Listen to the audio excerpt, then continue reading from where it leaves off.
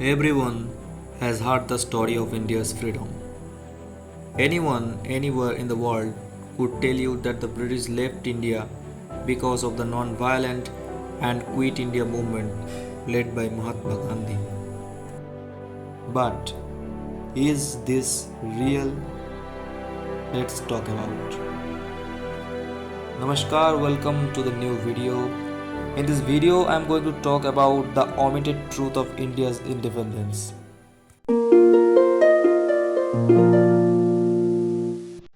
In March 1976, P.V. Chakravarti, former Chief Justice of the Kolkata High Court, wrote a letter where he described the correspondence between him and the British Prime Minister Clement Attlee in 1956. P.V. Chakravarti wrote, "When I was acting governor, Lord Attlee, who had given us independence by withdrawing British rule from India, spent 2 days in the governor's palace at Calcutta during his tour of India. At the time, I had a prolonged discussion with him regarding the real factors that had led the British to quit India. My direct question to Attlee was why they left India. Attlee gave out several reasons. One was Netaji Subhash Chandra Bose's India's National Army, which weakened the British Army, and the other was the Royal Indian Navy mutiny. That's not all. Chakravarti added, "Toward the end of our discussion, I asked Attlee what was the extent of Gandhi's influence upon the British decision to quit India. Hearing this question, Attlee's lips became twisted in a sarcastic smile as he slowly chewed out the word minimal. To understand the significance of Attlee's assertion, we have to go back in time to 1945. The Second World War had ended. The Allied forces led by Britain and the United States had won. The Axis powers led by Hitler's Germany had been vanquished. The British economy was in big recession to the extent that it did not have money to provide for basic facilities to the Royal Army in India. At the same time, in August 1945, Subhash Chandra Bose had reportedly died while he collaborated with the Japanese and Hitler to fight the British. After the Second World War was over, three of the top officers of the Indian National Army, General Sahanawaz Khan, Colonel Prem Sehgal, and Colonel Gurbakh Singh Dhillon, were put on public trial at the Red Fort in Delhi. Due to the sympathy toward Netaji and the Indian National Army, there was an instant and large outpouring of passion and patriotism among West Indians. These stories were being shared via wireless sets and through media on ships, where the sailors who were being given bad treatment and lack of proper service facilities got inspired to go out and join together in a strike and rebel against the government. Official British military intelligence reports in 1946 indicated that the Indian soldiers were inflamed and could not be relied upon to obey the British officers. There are only 40,000 British troops in India at the time. Most were eager to go home and in no mood to fight the 2.5 billion Indian soldiers who were being demobilized. In January 1946, due to slow demobilization and poor condition of service following the end of the Second World War, cadets in the Royal Air Force went on a series of demonstrations and strikes at several dozen Royal Air Force stations. As these incidents involved refusals to obey orders, they technically constitute a form of mutiny. The mutiny began at Karachi and later spread to involve nearly 50,000 men over 60 RAF stations in India, including the largest RAF base at Kanpur. The protest lasted about 11 days. The issues causing the RAF unrest were ultimately resolved, but it set a precedent and in less than a fortnight, on February 18, 1946, a mutiny broke out in the Royal Indian Navy, in which 78 of a total of 88 ships mutinied. Sir Stafford Cripps said, "The Indian Army in India is not obeying the British officers. In this condition, if we have to rule India for a long time, we have to keep a permanent British army for a long time in a vast country of 400 million. We have no such army.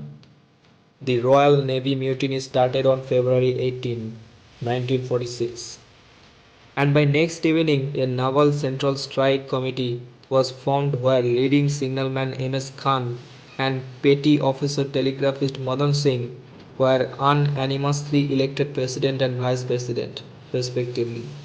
And soon it spread from Bombay to Karachi.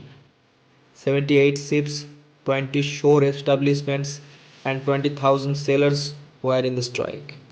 Seeing this naval strike, Bombaytis did a one-day general strike. Even the Royal Indian Air Force and local police forces joined in the other cities. The NCOs in the British Indian Army openly ignored the orders of the British superiors. In Madras and Pune, the Indian Army revolted in the British garrisons. Riots broke out all over the country. The British made to get off their cars and shout Jai Hind by the mutineers, and the Indian tricolour was hoisted on most of the ships.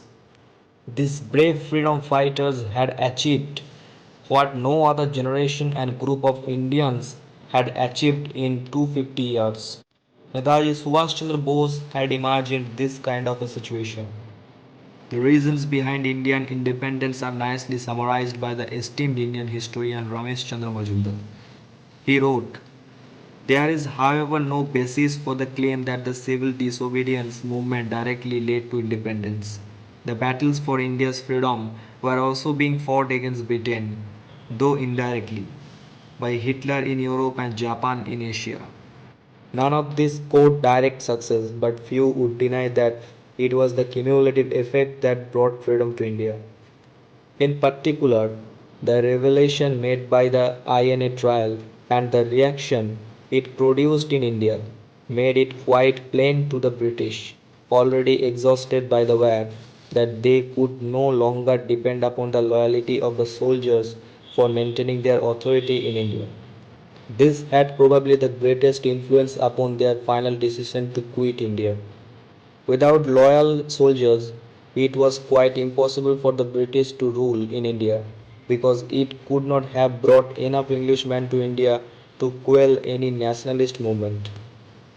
In 1967, during a seminar marking the 20th anniversary of independence, the British High Commissioner of the time, John Freeman, said the mutiny of 1946 had raised the fear of another large-scale mutiny along the lines of the Indian Rebellion of 1857 from the 2.5 billion Indian soldiers who had participated in the Second World War.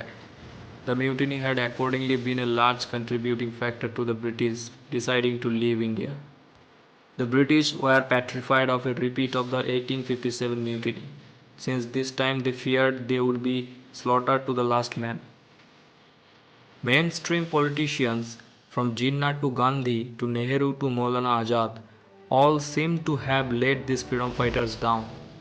They apparently abandoned them, and except for preaching them, did nothing to help them. In its last statement released on the night of February 22, the Naval Central Strike Committee concluded, our strike has been a historic event in the life of our nation. For the first time, the blood of men in the services and in the streets flowed together in a common cause. We in the services will never forget this. We know also that you, our brothers and sisters, will not forget. Long live our great people. Jai Hind.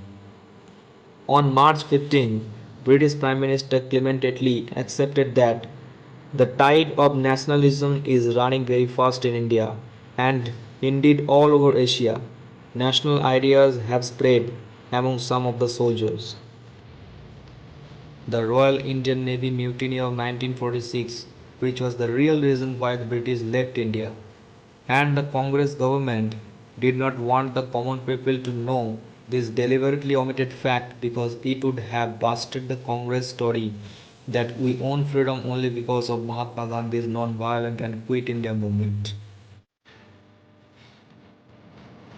This was today's video.